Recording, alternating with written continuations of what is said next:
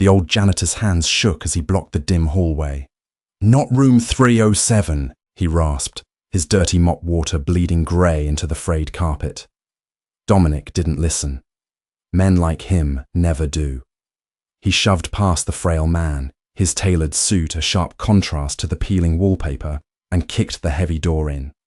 10 minutes later, the most dangerous crew in the city stood dead still in the corridor, listening to their boss do something they'd never heard before. He was begging. The rain in this part of the city didn't wash things clean. It just made the grime slicker. Dominic Rousseau stepped out of the black sedan, the soles of his Oxford shoes sinking immediately into an inch of oily puddle. He didn't look down. His eyes were fixed on the neon sign of the St. Jude Motel. The J and the E were burnt out, leaving the word stud buzzing in an angry, erratic pink light against the brickwork. It was a place where people went to disappear, or to die. Tonight, Dominic intended to facilitate the latter. Behind him, car doors chunked shut. Heavy, solid sounds. Ray and Paulie fell into step on either side of him. They didn't speak. They didn't need to. They were blunt instruments, paid to bleed and break on Dominic's command. And tonight, Dominic was furious. A quiet, terrifying kind of furious that made the air around him feel thin. The tip had cost him 10 grand. Frankie the Rat, a mid-level earner who had decided to skim $250,000 from the docks, was holed up on the 3rd floor. Room 307. Dominic pushed through the glass front doors. The lobby smelled of stale cigarette smoke, industrial bleach, and failure. The night clerk took one look at the 3 men in wet, expensive suits and found a sudden, intense interest in the floorboards beneath the front desk. "Stairs," Dominic murmured. They bypassed the elevator. Elevators were coffins with cables. Dominic took the concrete steps 2 at a time, his hand resting casually over the cold steel of the Colt holstered at his hip. The higher they climbed, the worse the building smelled. Mildew gave way to the sharp tang of ammonia and old copper. They hit the 3rd floor landing. The corridor was a long, narrow throat illuminated by flickering fluorescent tubes. Halfway down the hall stood a janitor. He was an older man, stooped and frail, wearing a grey jumpsuit that hung off his bony frame like a deflated balloon. He leaned heavily on a wooden mop handle, pushing a bucket of filthy water across the worn carpeted floor. He looked up as the stairwell door slammed shut behind Paulie. Dominic didn't break stride. He was a shark moving through dark water, his eyes already locked on the brass numbers down the hall. 303, 305. The janitor stepped into the center of the hallway. Right in front of 307, Ray scoffed, a wet sound in the back of his throat, and reached for the lapel of his jacket. Dominic held up 2 fingers. Ray froze. Dominic stopped a foot away from the old man. Up close, the janitor's eyes were milky with cataracts, but they were steady. He smelled like peppermints and cheap gin. "Move," Dominic said. His voice was flat. No inflection, no threat, just a statement of impending reality. The old man's knuckles whitened on the mop handle. He didn't look at Ray. He didn't look at Paulie, who was cracking his thick neck. He looked right into Dominic's dark, hollow eyes. "Mr. Rousseau," the janitor rasped. His voice sounded like dry leaves scraping across asphalt. "You don't want to go in there?" Dominic tilted his head. The fact that this man knew his name was a complication. Complications usually ended with a bullet. "I'm not going to ask twice, old man. Step aside. Frankie has a debt to pay." The janitor swallowed hard, his Adam's apple bobbing in his thin neck. "Frankie ain't in there. He checked out 2 days ago." "Then who is?" "Someone who asked to be left alone." The janitor's hands were visibly shaking now, rattling the wooden pole. "Not room 307, please. Just turn around." Dominic stared at him. For a brief second, he considered the warning. Men who scrubbed blood off floors for a living usually knew when the Reaper was walking the halls. But Dominic Rousseau didn't take directions from ghosts, and he certainly didn't take them from the help. He didn't say another word, He simply stepped forward, his shoulder catching the old man's chest, sending him sprawling into the drywall. The bucket tipped. Grey, foul water spilled across the frayed carpet, soaking into the fibres. "Watch the hallway," Dominic ordered. Ray and Paulie squared their shoulders, turning their backs to the door, hands slipping inside their jackets. Dominic took a half step back, raised his right leg, and drove his heel perfectly beneath the doorknob of room 307. The cheap deadbolts splintered the wooden frame with a loud crack. The door flew open, slamming against the interior wall. Dominic stepped in, his Colt drawn, levelling it at the centre of the room. He expected a terrified Frankie. He expected a gunfight. He expected the ugly, familiar rush of violence. What he saw made the breath stop in his lungs. The gun in his hand grew incredibly heavy. His finger, trained to hold a steady 3 pounds of pressure on the trigger, went entirely numb. Behind him, in the hallway, Ray shifted his weight. "Boss, you want us to bag him?" Dominic couldn't speak. He couldn't blink. The neon light from the broken sign outside bled through the horizontal blinds, painting the dingy room in sharp bars of pink and shadow.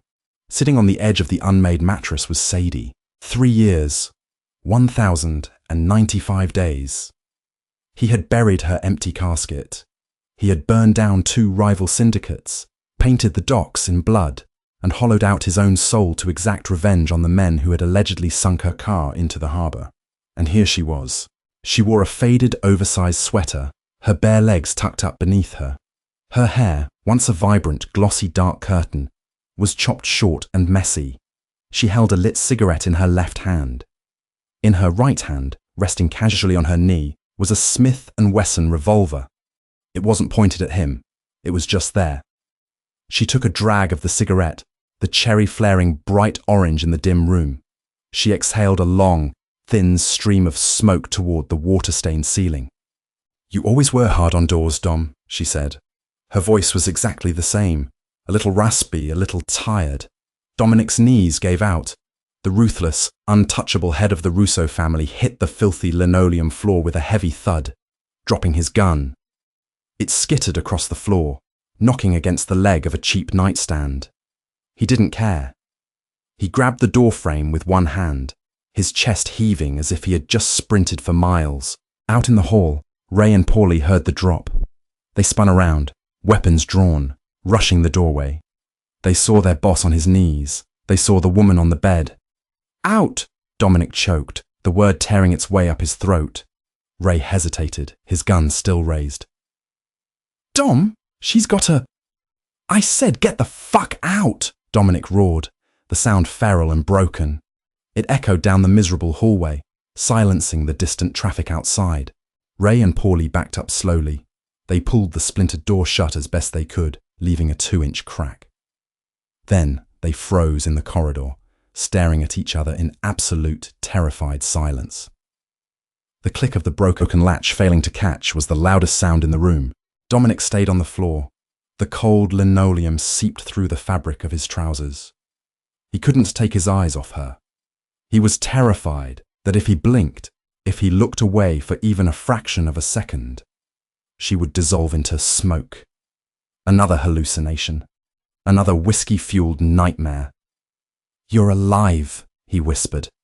The words tasted like ash. Sadie looked at him. There was no warmth in her eyes. The soft, laughing woman who used to steal his ties and drink his expensive bourbon straight from the bottle was gone. The woman sitting on the bed had hollow cheeks and dark, bruised bags under her eyes. She looked like a stray dog that had been kicked one too many times. "Technically," she said. She flicked her ash onto the carpet. She didn't even have an ashtray.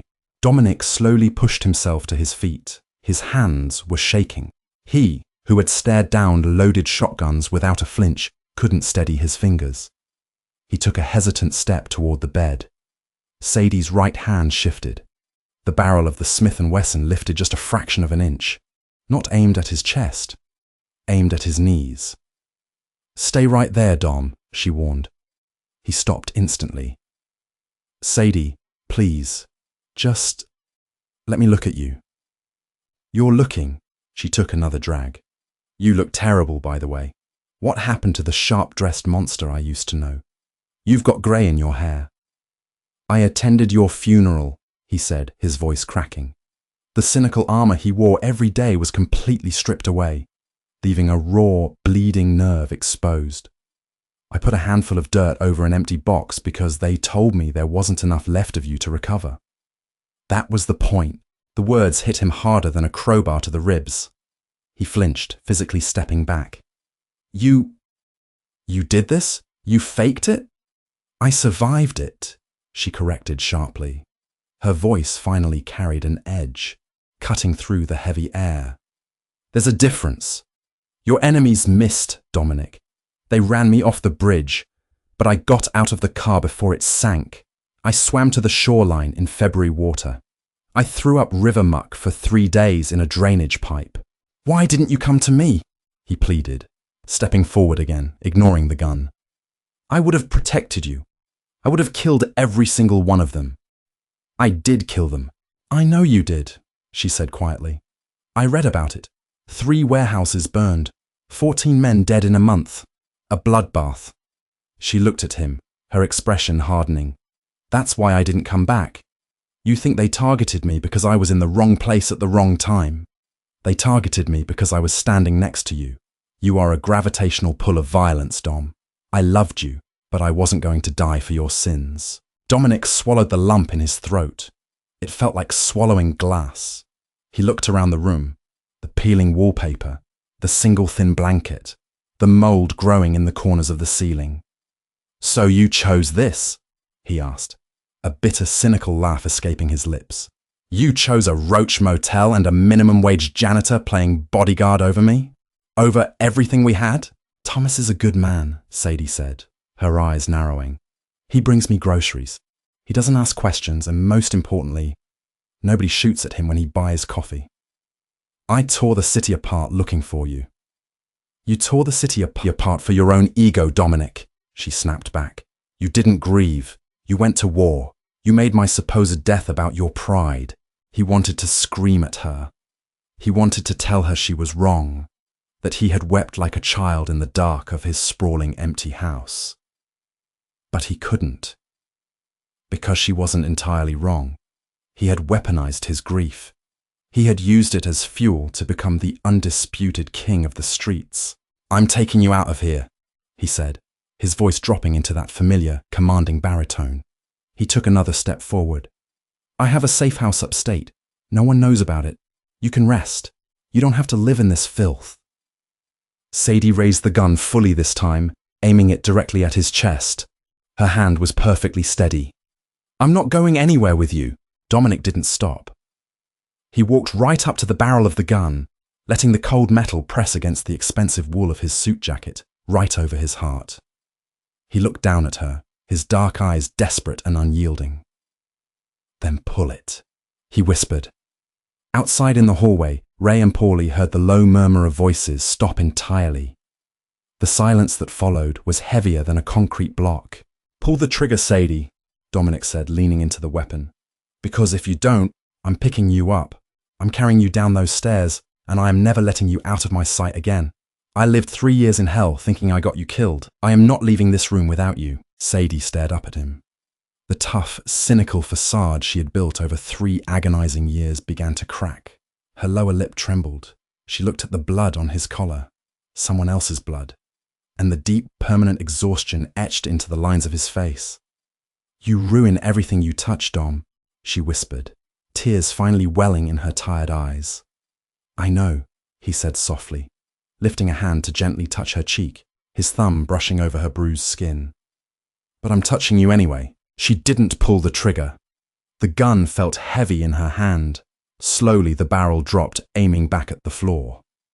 Dominic exhaled a shaky breath, falling to his knees again, burying his face in her lap as she finally let the weapon slip from her fingers. Dominic stayed on the filthy linoleum longer than a man of his stature ever should. When he finally stood, his knees popped, a stark reminder that he wasn't the invincible street soldier he used to be. The moisture from the floor clung to his suit pants. He reached down and offered Sadie his hand. She looked at it. A hand that had ordered hits, broken jaws, and signed away lives. She didn't take it. Instead, she pushed herself up from the mattress, ignoring the way her joints ached. She grabbed a worn canvas duffel bag from the floor by the nightstand. It was practically empty. "That's it?" Dominic asked. His voice was still gravelly, stripped of its usual command. "I travel light," Sadie replied. She slung the bag over her shoulder. She didn't look back at the room. There was nothing in it to miss. Dominic opened the splintered door. The hinges whined, protesting the abuse they'd taken 10 minutes prior. Ray and Paulie were standing exactly where he had left them. Their guns were holstered, but their hands hovered near their waistbands. When the door swung wide, Ray's jaw physically dropped. Paulie, a man who had taken a bullet to the chest without blinking, took a sharp, involuntary step backward. They recognized her. Everyone in the family knew Sadie. Everyone knew what her supposed death had unleashed upon the city. Boss. Ray breathed out, the word carrying a decade of confusion. "Is that—" "Shut up," Dominic said. The king was back. The feral broken man from the floor was gone, replaced by the cold, calculating syndicate head. "We're leaving. Clear the stairs." Paulie didn't ask questions. He nodded once, his thick neck bobbing, and turned toward the stairwell. Ray lingered for a half-second, his eyes darting between Dominic and the ghost walking beside him. Then he fell into line. They walked down the hallway. The flickering fluorescent lights buzzed overhead like angry hornets. At the end of the corridor, near the fire exit, stood the old janitor.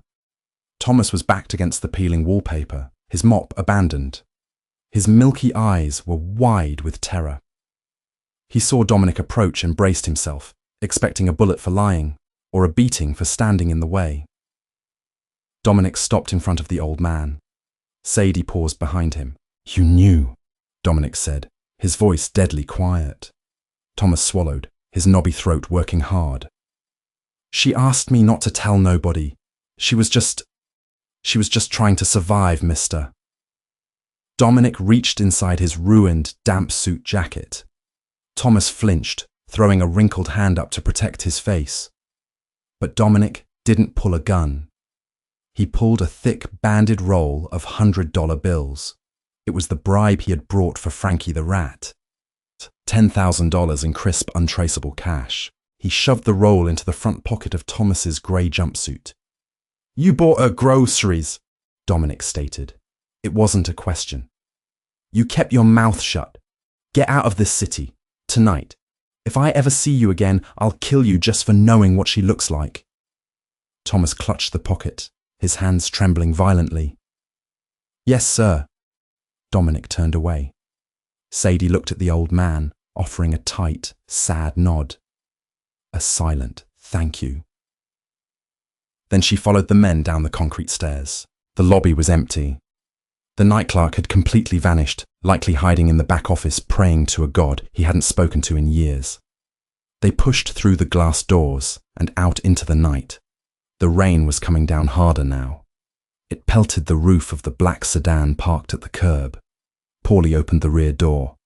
Dominic stood in the downpour, the cold water slicking his greying hair to his forehead, and waited for Sadie to get in. She hesitated. The car looked like a hearse. Black, heavily tinted, armoured. It was the same kind of car she had been driven off a bridge in 3 years ago. Her breathing grew shallow. The neon pink light of the broken motel sign reflected in the puddles around her feet. "It's safe, Sadie," Dominic said softly, reading her mind. "It's armoured. Nobody is running us off the road." She shot him a cynical, exhausted glare. "That's what you said last time." She climbed in anyway. She was too tired to run anymore. Dominic slid in beside her, pulling the heavy door shut. The thick armour plating sealed them in a vacuum of silence, cutting off the sound of the rain and the city. The leather seats smelled like expensive cologne and gun oil. "Upstate," Dominic told Ray, who was sitting in the driver's seat. The engine rumbled to life, a deep, powerful purr. The car pulled away from the curb, leaving the St. Jude Motel behind in the rearview mirror. The drive took 2 hours. Nobody spoke. The silence in the back seat was suffocating. Dominic sat rigidly, his eyes locked on the road ahead, though he checked her reflection in the dark window every 30 seconds. He wanted to reach out. He wanted to pull her against his chest and feel her heartbeat, just to prove to himself she was real. But the invisible wall between them was made of lead. Sadie sat pressed against the opposite door. She watched the city lights blur into suburban street lamps and finally into the pitch-black void of the forested highway. She rubbed her arms, shivering despite the car's aggressive heating system. She wasn't just cold from the rain. She was cold from the realization that her purgatory was over, but her hell might just be starting again. The safe house was buried deep in the Catskills. It wasn't a cabin. It was a fortress disguised as modern architecture.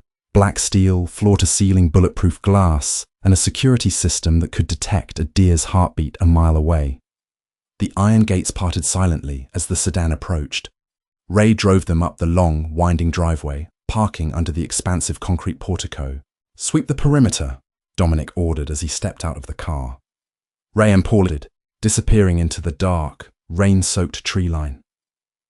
Dominic opened Sadie's door.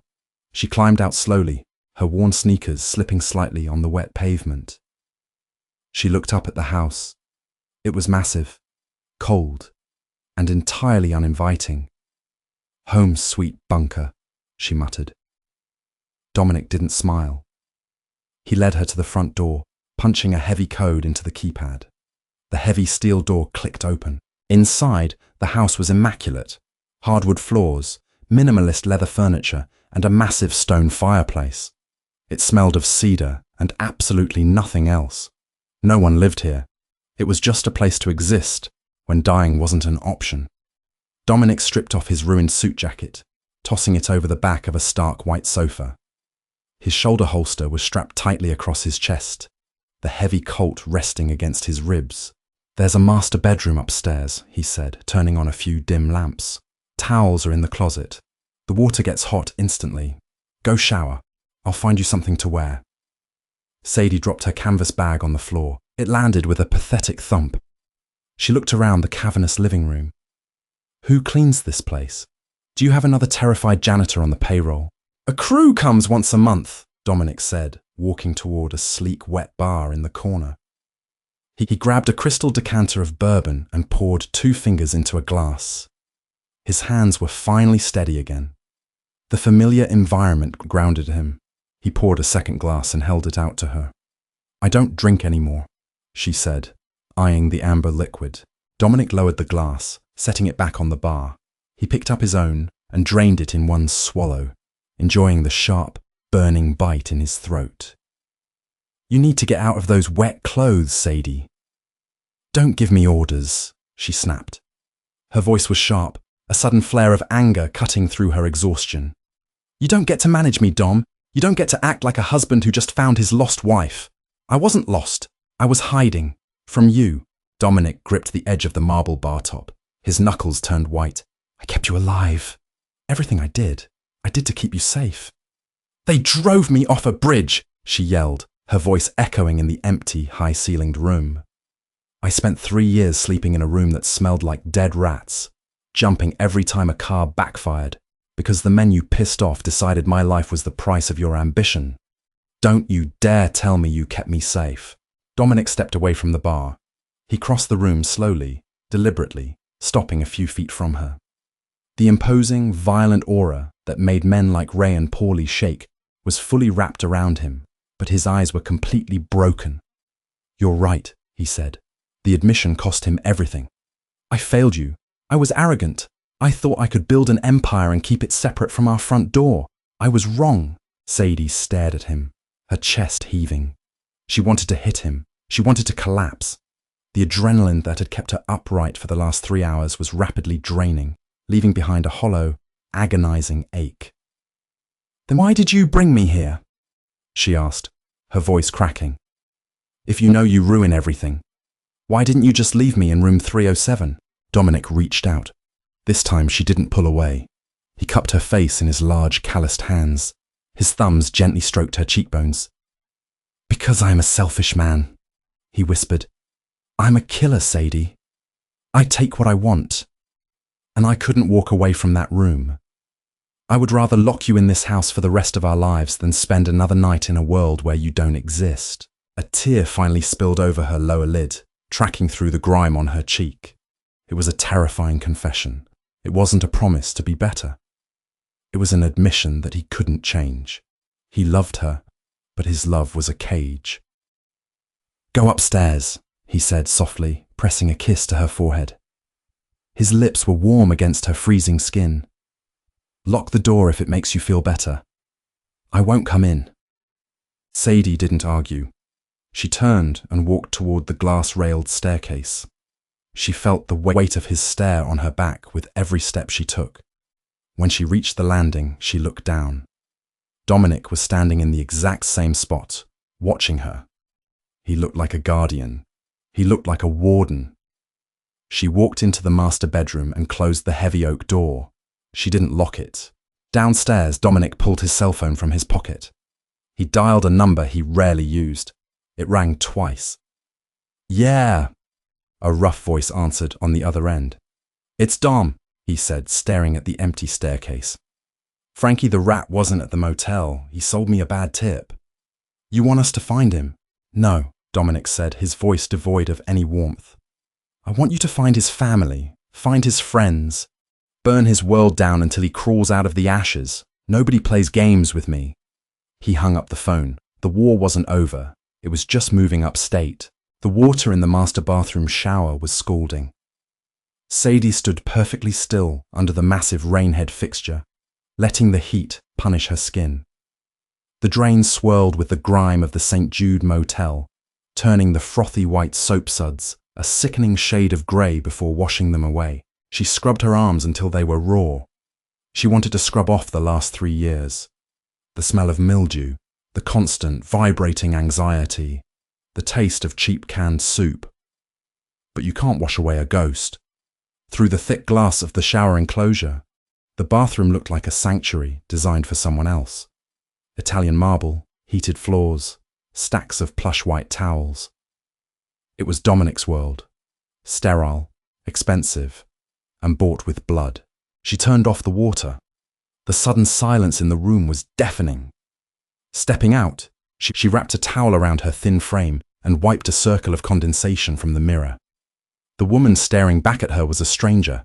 Her collarbones jutted out sharply beneath her pale skin. There was a jagged, faded scar running along her left ribcage, a parting gift from the steering column of her Mercedes when it hit the frozen water of the harbour. Her eyes looked ancient. She found a stack of clean clothes on the granite vanity, a pair of soft grey sweatpants and a black t-shirt. They belonged to Dominic. He must have brought them up while she was under the water, moving with that terrifying, silent grace he possessed. Sadie pulled the clothes on. They engulfed her, swallowing her small frame, but they smelled like his laundry detergent, clean linen and a faint hint of sandalwood. It was a smell that used to mean safety. Now, it just made her stomach twist into a complicated knot of longing and resentment. Downstairs, the kitchen was brilliantly lit. It was a massive, open-concept space with stainless steel appliances that looked like they had never been touched. Dominic was standing at the kitchen island. He had discarded his shoulder holster, though Sadie noticed the heavy Colt was resting on the marble counter, well within arm's reach. His dress shirt sleeves were rolled up past his elbows, revealing the intricate black ink of a raven tattooed on his right forearm. He was chopping garlic. The sharp, rhythmic thwack of the chef's knife against the wooden cutting board was precise, methodical. Sadie stopped at the base of the stairs, her bare feet silent on the hardwood. She watched him. For a man who controlled half the illicit cargo on the eastern seaboard, he chopped vegetables with surprising domestic care. It was a jarring contradiction. The same hands that could strangle a rival boss were gently tossing pasta into a pot of boiling water. "You're hovering," Dominic said without looking up. Sadie crossed her arms, defensive instinctively. "I didn't know you still cooked." "Only when I need to think." He scraped the minced garlic into a heavy skillet. The oil hissed aggressively. "And I have a lot to think about." She walked into the kitchen, keeping a wide berth between herself and the gun on the counter. She sat on one of the high leather bar stools opposite him. The smell of olive oil, garlic, and crushed tomatoes filled the air. It was overwhelmingly familiar. Sunday dinners before the war started. "Are your dogs going to stay out in the rain all night?" she asked, nodding toward the wall of black windows. "Ray and Paulie know their jobs," Dominic replied, stirring the sauce. "They'll secure the perimeter, then they'll take the guest house down the hill. They won't come up here unless I call them. You won't even see them." I don't care if I see them. I care why they have to be there at all." Dominic stopped stirring. He set the wooden spoon down and leaned both hands heavily on the counter, looking across the island at her. The harsh kitchen lights caught the silver threads in his dark hair. "They are there because 3 years ago I didn't have men watching the street when you drove to the grocery store. I won't make that mistake twice." "It's a prison, Dom," she said flatly. "You've traded a motel room for a glass box in the woods. I'm still a hostage." "You are my wife," he corrected, his voice dropping an octave, taking on that dangerous, unyielding tone. "You are the only thing in this world that belongs to me completely. If you want to call this a prison, fine. I'll be the warden. I'll be the guard. But you aren't leaving." Sadie looked at the gun on the counter. Then she looked into his eyes. They were completely devoid of bluff. He meant every word. He plated the food, 2 bowls of steaming pasta, and slid one across the smooth marble toward her. He placed a silver fork beside it. "Eat," he ordered softly. "You look like a stiff breeze could break your spine." She wanted to push the bowl back at him. She wanted to scream, but her stomach gave a treacherous, hollow rumble. She picked up the fork. The first bite was heaven, a rich explosion of flavor she hadn't experienced in 36 months. She ate in silence, mechanically, unable to stop once she started. Dominic didn't touch his food. He just stood there, leaning against the counter, watching her eat with an intensity that made her skin prickle. He was studying her, cataloguing every new hollow in her face, every shift in her demeanor. He was trying to figure out how to put the broken pieces of his porcelain doll back together. What he didn't realize was that the doll wasn't just broken. The fire had turned her to glass, and glass cut. Sleep was impossible. The king-sized bed in the master bedroom was absurdly soft. For 3 years, Sadie had trained her body to rest on springs that dug into her ribs and mattresses that smelled of stale sweat. Sinking into high thread count Egyptian cotton felt like drowning. At 3 a.m. she gave up. She pushed the heavy down comforter aside and swung her legs out of bed. The floorboards were cold. The house was deathly quiet. Outside, the storm had finally broken, leaving behind a thick, heavy fog that rolled against the bulletproof windows like grey ocean waves. Sadie walked out into the hallway. The lights downstairs were off, save for a faint, yellowish glow spilling from the crack beneath the study door. She crept down the stairs, her bare feet making no sound. She didn't want a confrontation. She just wanted a glass of water. But as she passed the heavy oak door of the study, she heard his voice. It was low, rough, and devoid of the gentle cadence he had tried to force in the kitchen. "I don't care if his kid is in the house," Dominic was saying. Sadie froze. The hairs on the back of her neck stood up. "You drag Frankie out by his teeth," Dominic continued, the leather of his desk chair creaking as he leaned back. "You make sure he knows exactly why it's happening. A bad tip costs me time. Time is respect. You burn the property to the foundation, and you leave his body on the front lawn. If the kid gets in the way, lock him in a closet. But I want Frankie in pieces." Sadie pressed her back against the hallway wall. Her breath hitched. The civilized man chopping garlic just hours ago was a mirage. This was the reality. This was the monster who had ripped the city's underworld apart with his bare hands. The call ended. The silence returned, heavy and suffocating. Sadie didn't move toward the kitchen. She stepped in front of the study door and pushed it open. Dominic was sitting behind a massive mahogany desk. The room was illuminated only by a brass desk lamp casting deep shadows across the bookshelves and the rows of locked filing cabinets. He was nursing a glass of bourbon, a topographic map of the city spread out before him. He didn't flinch when the door opened. He simply looked up, his dark eyes locking onto hers. "You should be sleeping," he said. There was no guilt in his tone. He didn't scramble to hide the map or apologize for the conversation she had clearly overheard. "You're killing the man who gave you the tip," Sadie said. She stepped into the room. The air felt colder in here. "He sold me a bad lead," Dominic stated, taking a slow sip of his drink. "In my world, that is a fatal error."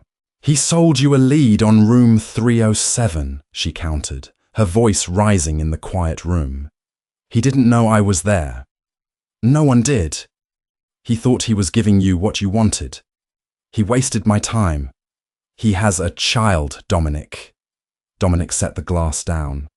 The crystal clinked sharply against the wood. He stood up, towering over the desk. The exhaustion on his face was entirely gone, replaced by a cold, predatory focus. "Do not lecture me on morality, Sadie," he warned, his voice dangerously even. "Not tonight. Not after 3 years of hell. That man plays in the mud. He knew the risks. He gambled, and he lost." "And what about me?"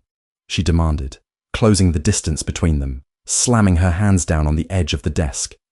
"What did I gamble? I just loved you. And my reward was drowning in a freezing river while your enemies tried to erase you by erasing me. Does this ever end?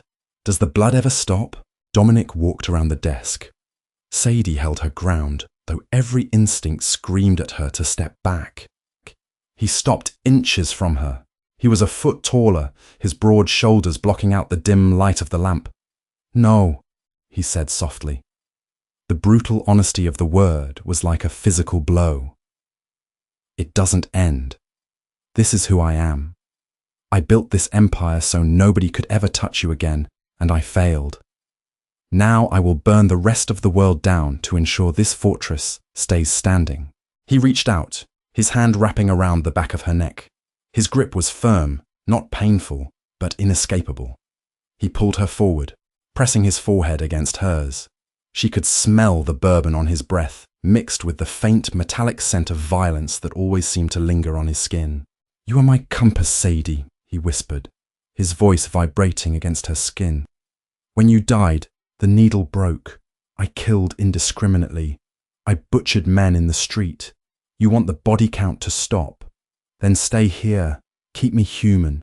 Because if you run again, if I lose you twice, I will leave this entire state in ruins." She closed her eyes. The tears she'd been fighting all night finally fell, hot and bitter against her cheeks. She hated him for the burden he was placing on her. She hated him for making her responsible for the monster he was. But as his thumb brushed away a tear and his other hand pulled her flush against his chest, she didn't pull away. The cage was locked, and the terrifying truth was she was too exhausted to look for the key. The morning light was offensive. It sliced through the tall pines and hit the floor-to-ceiling windows of the safe house, casting sharp, geometric shadows across the pristine hardwood. Sadie woke up with a headache that pulsed at the base of her skull. The sheets were tangled. The space beside her was empty. She didn't know what time it was. The digital clock on the nightstand had been unplugged. A small, controlling detail. Dominic dictated when the day started. She rolled out of bed, her bare feet hitting the cold floor. She was still wearing his oversized t-shirt. It was a shroud. Walking to the window, she looked out over the property. The fog had lifted, revealing a sprawling lawn that ended abruptly at a dense, impenetrable tree line. A high iron fence wove through the trunks, topped with discreet coils of razor wire. She needed air. Real air, not the climate-controlled, cedar-scented oxygen of Dominic's glass box. She walked downstairs. The house was completely silent. The kitchen was spotless. The skillet from last night had been scrubbed and put away. Dominic was a ghost. Sadie unbolted the heavy front door and stepped out onto the concrete portico. The November air was sharp. It bit at her bare legs and stung her lungs, but it felt remarkably good. It felt like reality. She walked down the driveway, the gravel crunching loudly beneath her sneakers. She had barely made it 50 yards before a figure stepped out from the shadow of the detached garage. It was Paulie. He was wearing a heavy black peacoat, a lit cigarette dangling from the corner of his mouth. He didn't draw a weapon, but his hand rested casually near his pocket. He stopped dead in the center of the driveway, blocking her path to the front gates. "Morning, Mrs. Russo," Paulie said. His voice was thick, gravelly from years of cheap cigars and broken noses.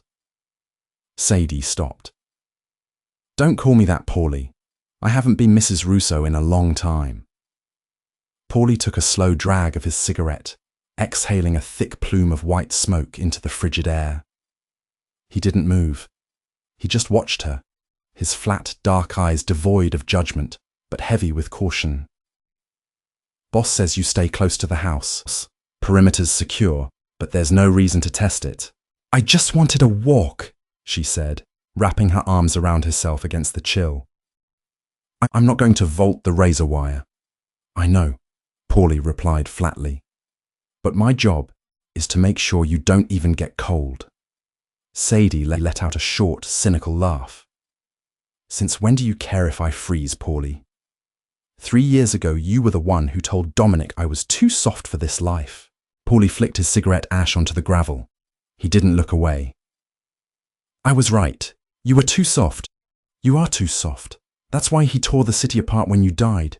You were the only clean thing in his life, and he thought someone took it." The blunt honesty caught her off guard.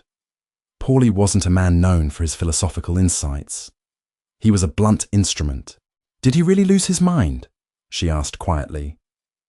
The chill was seeping into her bones, but she needed to hear it from someone other than Dominic. Paulie's jaw tightened. "Lose his mind? No, he lost his soul. I watched him interrogate the O'Bannon crew. 7 men. It took 3 days in a meat locker. Boss didn't sleep. He didn't eat. He just asked the same question over and over until they bled out. He stopped being a boss that week. He became a butcher." Paulie paused, taking one last drag before dropping the cigarette and crushing it beneath his boot. "We were scared of him, Sadie. Ray and me. We're killers. But we were terrified of the man sleeping in your bed." Sadie stared at the crushed cigarette butt. The gravity of what her disappearance had caused settled heavily on her shoulders. She had wanted to escape the violence, but she had accidentally manufactured the worst bloodbath the city had ever seen. "Get back inside," Paulie said, his tone softening just a fraction. "He'll be back from the city in an hour. If he sees you out here shivering, he'll break my jaw just to make a point." She didn't argue. She turned and walked back toward the glass house. The walls felt thicker now. The glass felt like concrete. True to Paulie's word, the black sedan rolled through the front gates exactly an hour later. Sadie was sitting on the stark white sofa in the living room, a mug of black coffee going cold in her hands. Dominic walked through the front door. He looked pristine. His charcoal suit was perfectly tailored, his tie perfectly knotted. There was no blood on his collar today, but the air around him was heavy, charged with the residual electricity of whatever violence he had orchestrated in the city. He saw her on the couch and stopped. The hard lines of his face instantly relaxed. The predator vanished, replaced by the desperate, exhausted man from room 307. "You're awake," he said, shrugging off his overcoat and tossing it over a chair. "It's noon, Dom," she said flatly. "I'm not a coma patient." He walked over to the bar and poured himself a glass of water. "No bourbon today. I had to handle the situation in the city. Tie up a loose end." "Frankie," she stated. It wasn't a question. Dominic drank the water, his Adam's apple bobbing. He set the glass down and turned to face her. "Frankie is no longer a concern. His family was relocated. They were unharmed." Sadie looked up at him, surprised. The order she had overheard last night had been clear. Burn the house. Lock the kid in a closet. "Why did you spare them?" she asked, her voice cautious. Dominic walked across the room, stopping right in front of the sofa. He looked down at her, his dark eyes intense and unblinking. "Because you asked me if the blood ever stops," he said quietly. "I told them to leave the family alone. For you, because I need you to understand that I can still hear you." It was a peace offering, It was a twisted, horrific kind of compromise. A man had still died this morning, but his son was spared because of a ghost's conscience. Sadie gripped the warm ceramic of her coffee mug until her knuckles turned white. She was trapped, completely and utterly, not by his guards or his gates, but by the terrifying weight of his devotion. Dinner was a quiet affair. The heavy oak dining table could seat 12, but it was set for 2. Dominic had cooked again. Seared scallops and a saffron risotto. It was restaurant quality, executed with the terrifying precision he applied to everything in his life. Sadie pushed a scallop around her porcelain plate. The food tasted like ash on her tongue. The sprawling luxury of the room pressed down on her. The silence was absolute, save for the faint clink of Dominic's silverware. "You aren't eating," Dominic observed. He hadn't looked up from his plate, but he noticed everything. "I'm not hungry." "You've barely eaten anything since I found you. You need to regain your strength." Sadie dropped her fork. It clattered loudly against the china. "For what, Dominic? What exactly am I getting strong for? So I can sit in this glass box and wait for you to come home from butchering people? So I can be your little moral anchor while you run a criminal empire?" Dominic carefully set his knife and fork down. He picked up his linen napkin, wiped his mouth, and laid it neatly beside his plate. The meticulous control of his movements only amplified the tension in the room. "I made a concession for you today," he said, his voice dangerously level. "I compromised my authority to spare a family because you were upset. Do not test my patience tonight, Sadie." "Or what?" she challenged, the cynical, hardened woman from the motel room finally surfacing. She leaned forward, her eyes flashing. "What are you going to do to me? Shoot me? You already did worse. You drowned me in a life I didn't ask for." Dominic's jaw muscles feathered. He reached into the inside pocket of his suit jacket. Sadie flinched instinctively, her heart hammering against her ribs. He didn't pull a gun. He pulled out a small, square velvet box. He tossed it onto the center of the dining table. It slid across the polished wood, stopping inches from her plate. "Open it," he commanded. Sadie stared at the black velvet. Her stomach plummeted. She knew what was inside before she even touched the latch. With trembling fingers, she popped the lid open. Resting on a bed of white silk was her wedding ring, a massive 3-carat emerald-cut diamond flanked by baguettes. It caught the dim light of the chandelier and fractured it into 1,000 tiny rainbows. "They found it in the glove compartment of the car when they dredged it out of the harbour," Dominic said. His voice was suddenly thick, stripped of its anger. "I've carried it in my pocket every day for 3 years. Every single day." Sadie looked at the ring. It didn't look like a symbol of love. It looked like a handcuff, a heavy, glittering shackle. "You took it off before the crash," Dominic continued, leaning forward, resting his elbows on the table. His eyes were searching hers, desperate for an answer to a question he had tortured himself with for 1,000 nights. "Why was it in the glove compartment, Sadie? Why weren't you wearing it?" She closed the box with a sharp snap. The sound echoed in the cavernous dining room. "Because I was leaving you," she said. The words hung in the air, heavy and lethal. Dominic didn't blink. He didn't move. He looked like he had just taken a bullet straight to the chest. "What?" he breathed. Sadie stood up. She pushed her chair back, the wooden legs scraping harshly against the floorboards. She couldn't sit there anymore. She couldn't let him romanticize the past.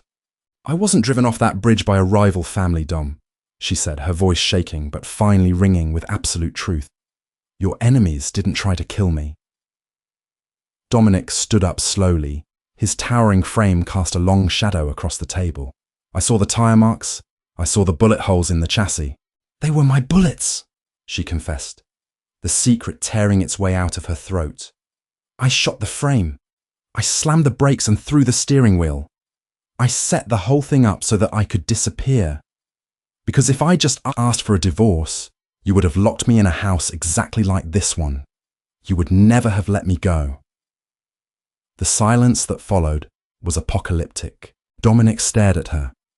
The foundation of his entire existence, the grief, the rage, the oceans of blood he had spilled in her name, was suddenly crumbling beneath his feet.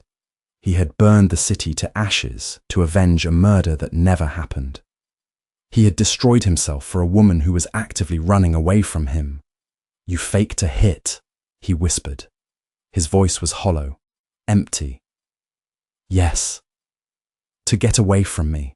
Yes."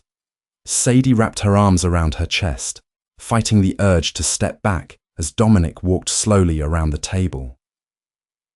He stopped a foot away from her. The imposing, violent king of the streets looked entirely broken. The betrayal in his eyes was deeper and darker than any physical wound. "Why?" he asked. Just one word, carrying the weight of a shattered world. "Because you came home with blood on your hands one too many times," she said softly, the fight draining out of her. "Because I realized that the man I loved was dead, and the man wearing his face was a monster. I hid in room 307 because a roach motel was safer than your bed." Dominic looked down at the velvet box on the table. He reached out, his hand shaking violently, and picked it up. He held it in his palm for a long moment, staring at the black fabric. Then, with a sudden, terrifying roar of pure agony, he hurled the box across the room. It shattered the glass door of a liquor cabinet. Crystal bottles exploded, raining amber fluid and jagged glass across the hardwood floor. Sadie flinched, turning her face away, but Dominic didn't look at her. He didn't reach for her. He simply turned his back and walked out of the room, leaving her standing alone in the wreckage of their history. The smell of 80-proof bourbon and copper hung heavy in the dining room. Sadie stood entirely still amidst the glittering shards of crystal. She waited for the retaliation.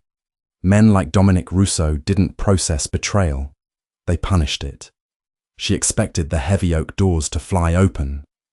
She expected him to drag her by the wrist, to lock her in a room without windows, to unleash the monster she had just definitively unchained. 10 minutes passed, then 20. Nothing happened. The silence in the massive house was no longer just empty. It was suffocating. Sadie finally moved, her sneakers crunching softly over the broken glass. She walked out into the hallway. The front door was slightly ajar, a cold draft of biting November wind sweeping over the hardwood floor. She followed the draft. Dominic was standing on the concrete portico. He had left his suit jacket inside.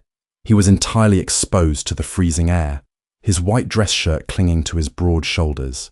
He stood at the edge of the steps, staring out into the pitch-black tree line where the razor wire met the pines. Sadie stopped in the doorway. She wrapped her arms around herself, the chill instantly seeping through her borrowed clothes. 14 men, Dominic said. His voice didn't echo. It was hollow, swallowed instantly by the vast, dark woods. He didn't turn around. Sadie didn't answer. There was no answer to give.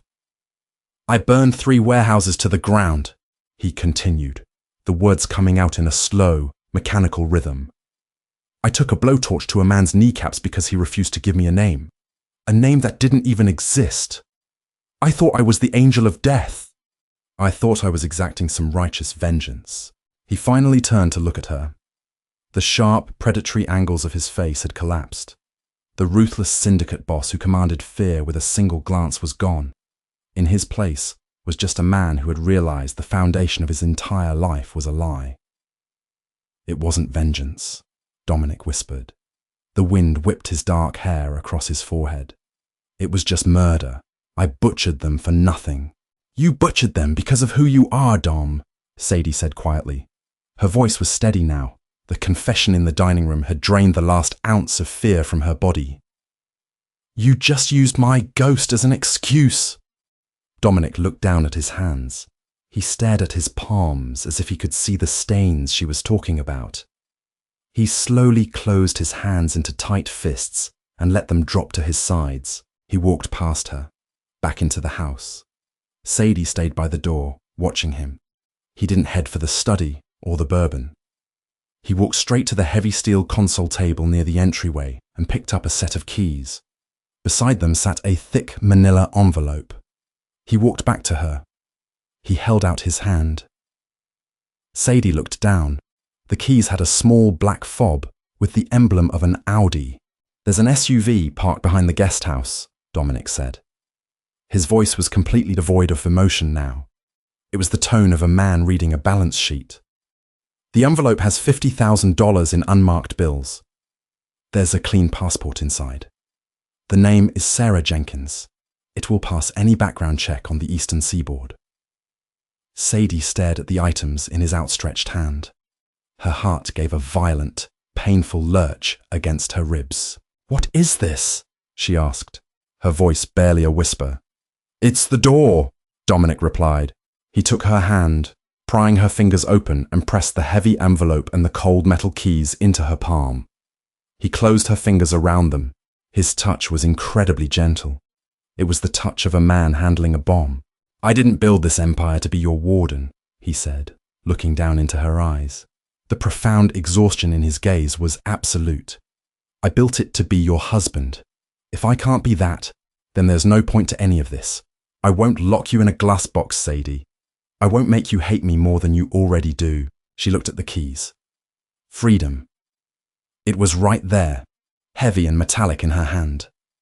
3 years she had spent shivering in dirty motel rooms, scrubbing toilets, and jumping at shadows, all for the chance to hold a set of keys exactly like these. "If I leave," she said, her voice shaking, "you'll send Paulie after me. You'll track the car." "No," Dominic said. He took a slow step backward, putting physical distance between them. "Paulie and Ray are being sent back to the city tonight. The front gate is open. The cameras are off. You drive out of here, and you never have to look over your shoulder again. You have my word." His word. In his world, a man's word was his life. Sadie clutched the envelope. She looked out into the driveway. The fog was rolling back in, thick and grey. She could get in the car. She could turn the key. She could disappear, truly, this time, with money and a name and a guarantee of peace. She looked back at Dominic. He was already turning away, retreating into the cavernous, empty shadows of the massive house. He was leaving her to make the choice alone. She stood in the open doorway, the cold wind whipping her hair against her face. She looked at the keys. She looked at the dark woods. And then she looked back at the man fading into the shadows of the hallway.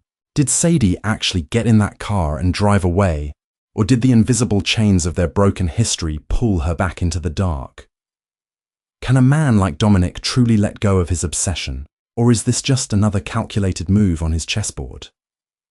I want to hear your theories. Drop your thoughts in the comments below on what you think Sadie chose. If you felt the heartbreak and tension in this finale, make sure to smash that like button, share this story with a fellow drama lover, and hit subscribe so you never miss another intense story on this channel.